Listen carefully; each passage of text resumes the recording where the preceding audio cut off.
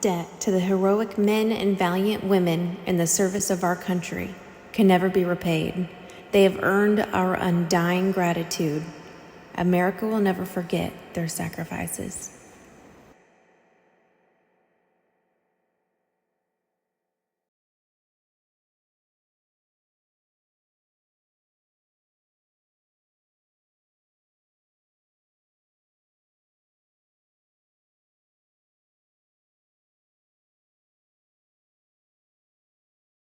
I pledge allegiance to the flag of the United States of America and to the republic for which it stands, one nation, under God, indivisible, with liberty and justice for all.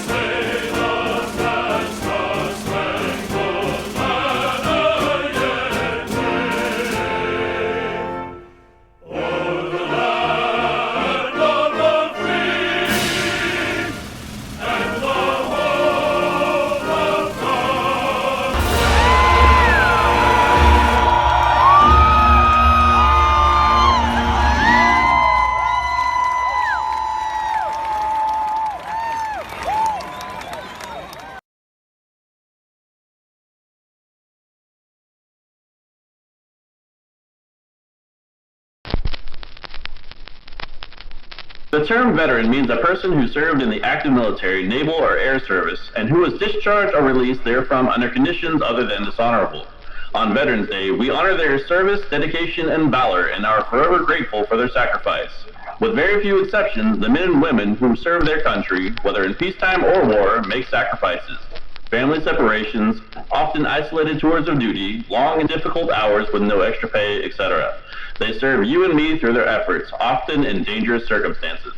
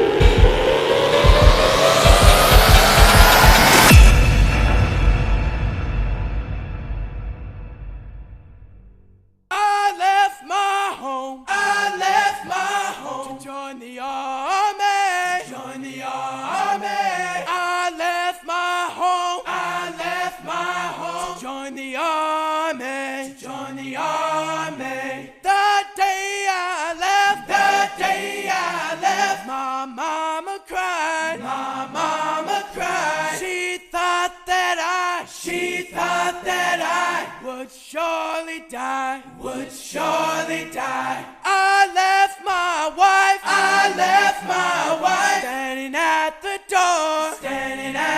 door, she knew that I would die at war, I left my son, playing in the yard, seeing daddy leave, made him cry so hard, the day I left, my daddy's hand, shook my daddy's hand, he said that I had become a man, ooh wee, ooh wee, ooh wee, ooh wee, ooh wee, ooh wee, ooh wee, ooh wee, ooh wee, ooh wee, ooh wee, ooh wee, join the army, join the army.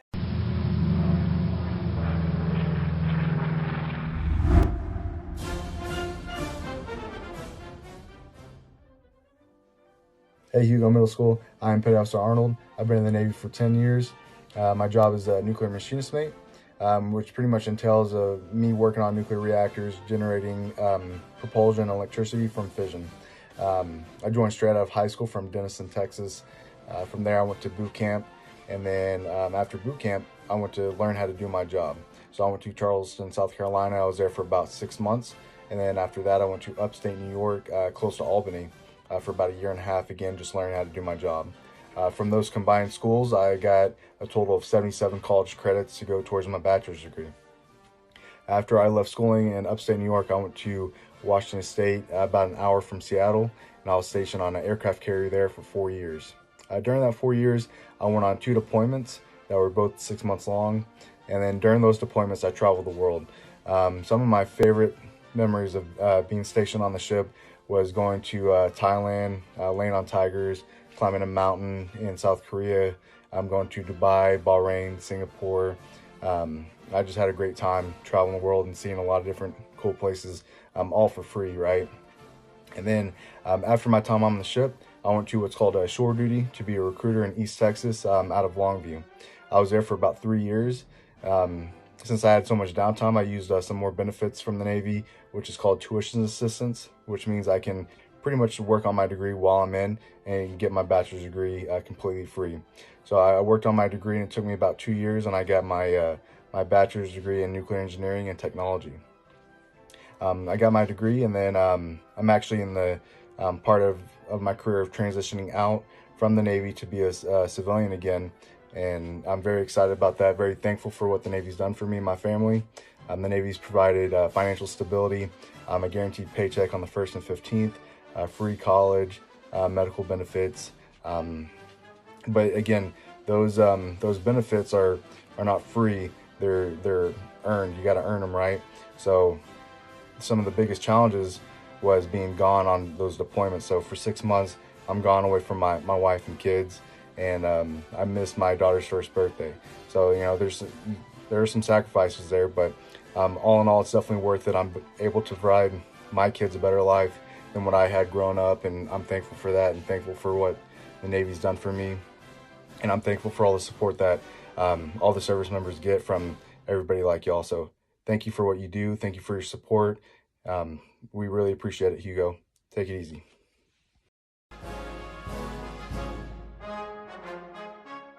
Hey Hugo Middle School, I'm Captain Ernest McQuaid, and I'm an RPA pilot in the U.S. Air Force. I'm currently stationed outside of Las Vegas, Nevada, as an MQ-9 Reaper pilot. After graduating from high school, I was lucky enough to attend the U.S. Air Force Academy, which was a tough but rewarding experience. After that, I went through pilot training for about a year and a half in Colorado, Texas, and New Mexico. Once I finished pilot training, I was stationed here at Creech Air Force Base, where I've been for the past 3 years. Now, I mostly instruct and evaluate new students as they come through my squadron. One of the best parts of my job is that the plane I fly is remotely operated, so I get to fly anywhere in the world while I'm at work and still come home and see my wife and son every night. The military has given me so many things to be thankful for. A college education, pilot training, and a list of benefits too long to name here. I thoroughly enjoy going to work every day and serving alongside men and women who are so dedicated to serving their country. Happy Veterans Day.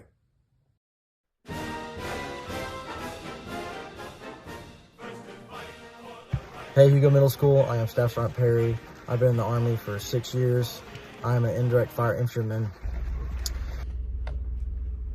All right, hang it!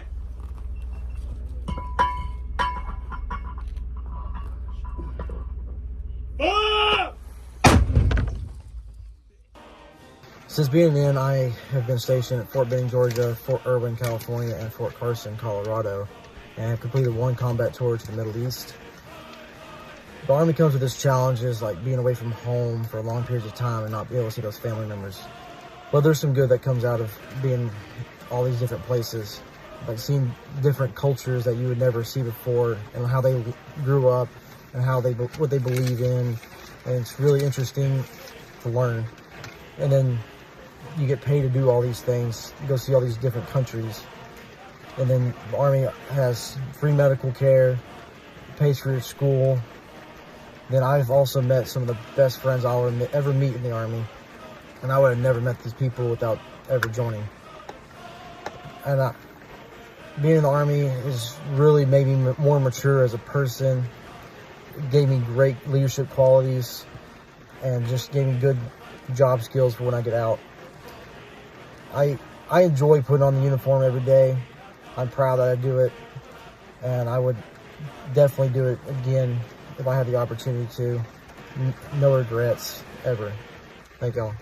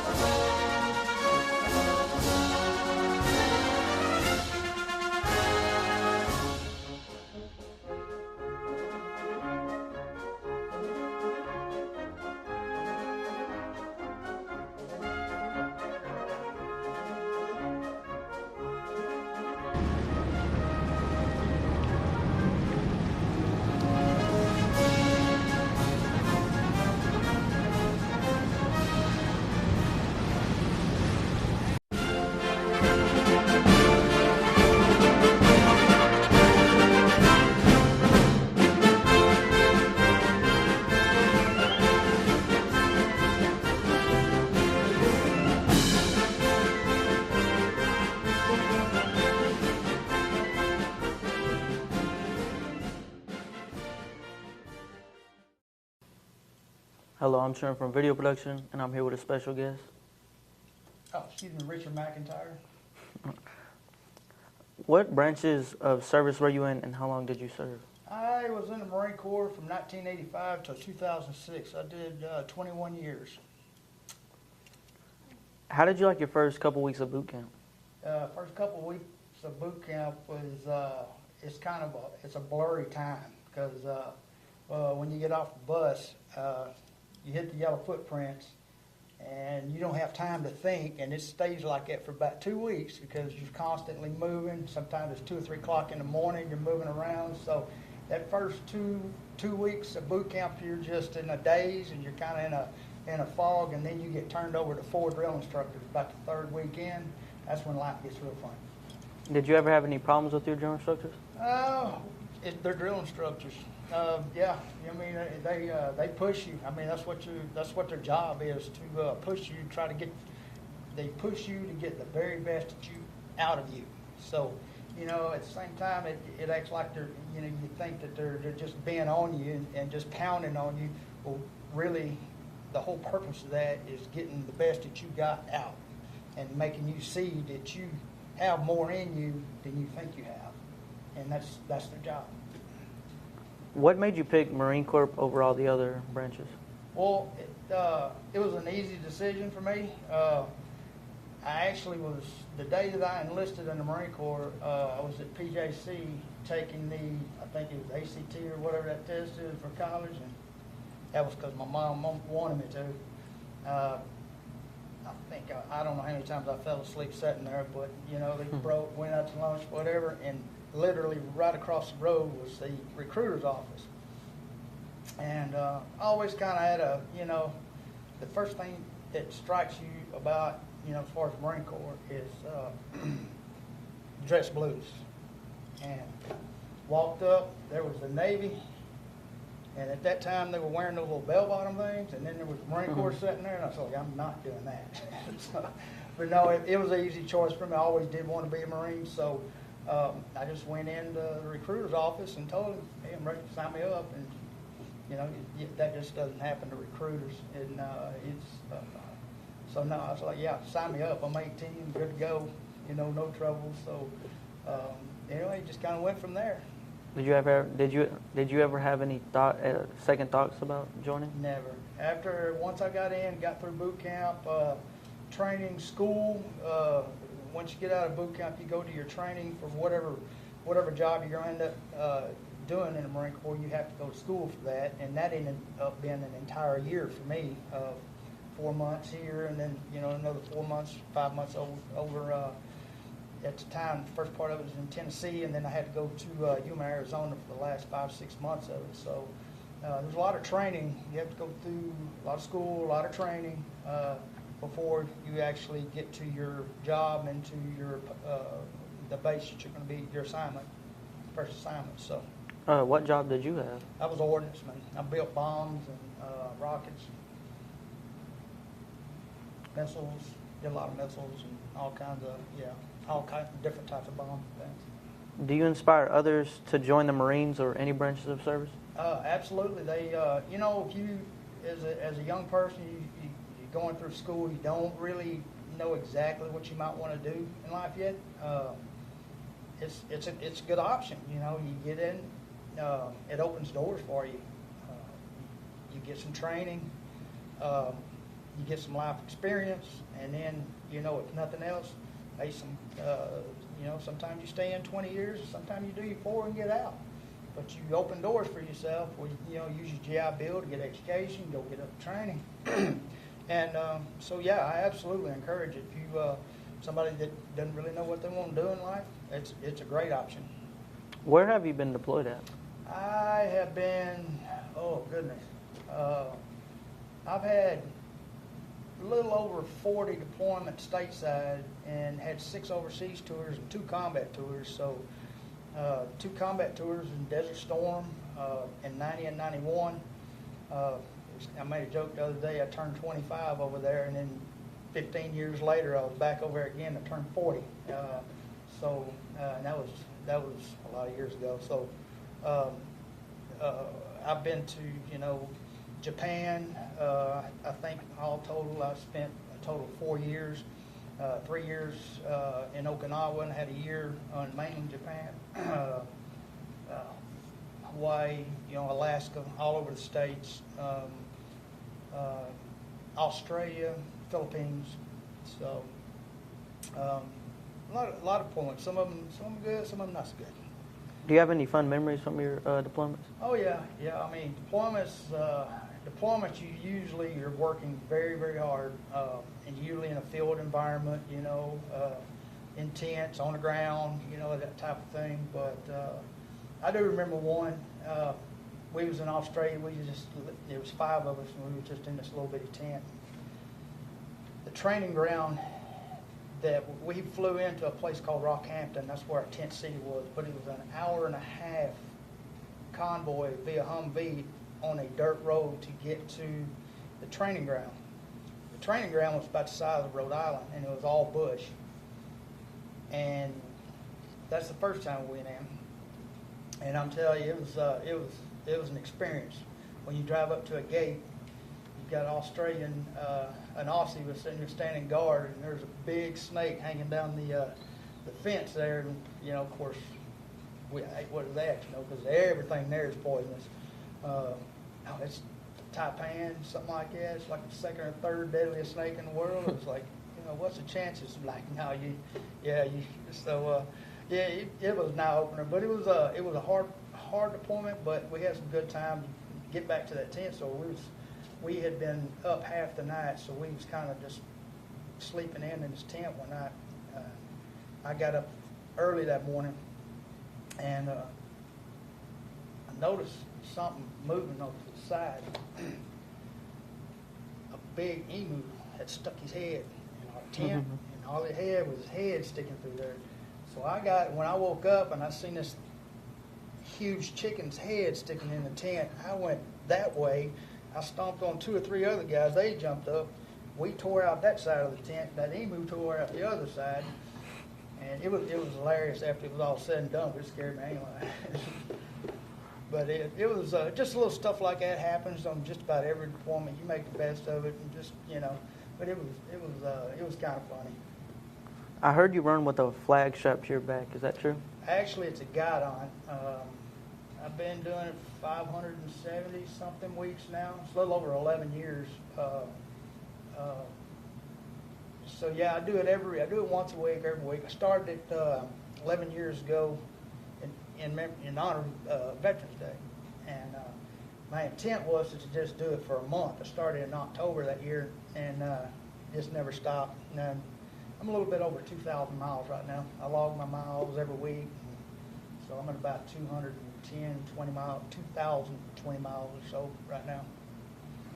Okay, that's all. Do you have any motivational quote or anything you'd like to say to people listening? You know, I got, I'll tell you this. I had a teacher told me one time, she had a little box on her desk. It was a long time ago. And it basically just said, success, open the box. And all it said was hard work. It really is the secret to being successful in this country is just hard work and want to. I'll tell you this, it kind of brings you into a little story when I was in Iraq, and it involves a young man, not much older than y'all, or probably maybe the same age as y'all.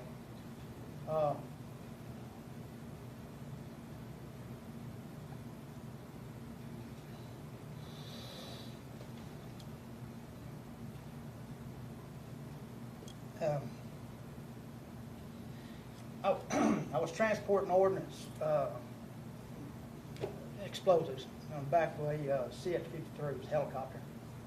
And we were dropping, from base to base. It was cold, very cold. Anyway, in full combat gear. And, the back of the helicopter was down. You could see, just, looking out over the night. And we was going down the Euphrates and then dropping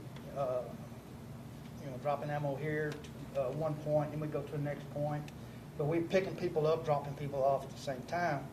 Well, we also picked up some prisoners. And I was sitting on one side of the helicopter in the troop seats. These two prisoners were sitting right in front of me. Hands were zip tied behind their back, and they blindfolded, tagged, and they weren't allowed to pick their head up because if they did that, anyway. But I was sitting there watching these two, and I got to noticing the one on the left, that he couldn't have been more than 14 years old. Maybe 14 years old. I don't know. It kind of broke me up a little bit because, I'm thinking this kid, he's probably never had the opportunities you guys got. No school.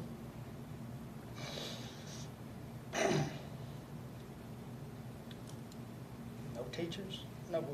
He was taught one thing, and the other thing he was taught, and anybody that don't believe what he was taught, kill him. That's all he knows. So, he was a prisoner for a reason. He was carrying a weapon pointing them at us. And, and it was good that he was captured because the alternative would have been bad. He would have been killed. And so, if there was anything good about it, he was captured. And, as a prisoner and, when everything was said and done. But you stop and think about that. No school, none of that. He never, 16 years old, get first car, never happened. Proms, football game, nothing. So when you think about that,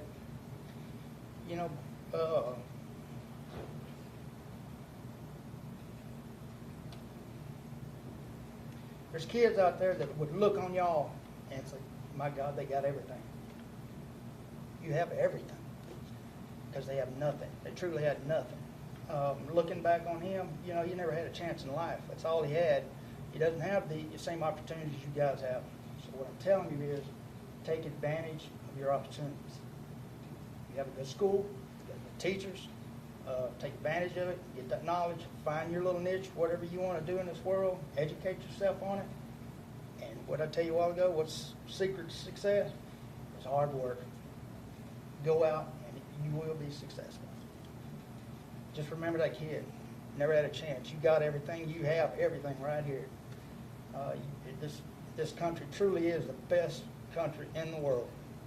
The opportunity is here for you to go out and get it. So. Thank you for your time. All right. Appreciate it. I appreciate you guys.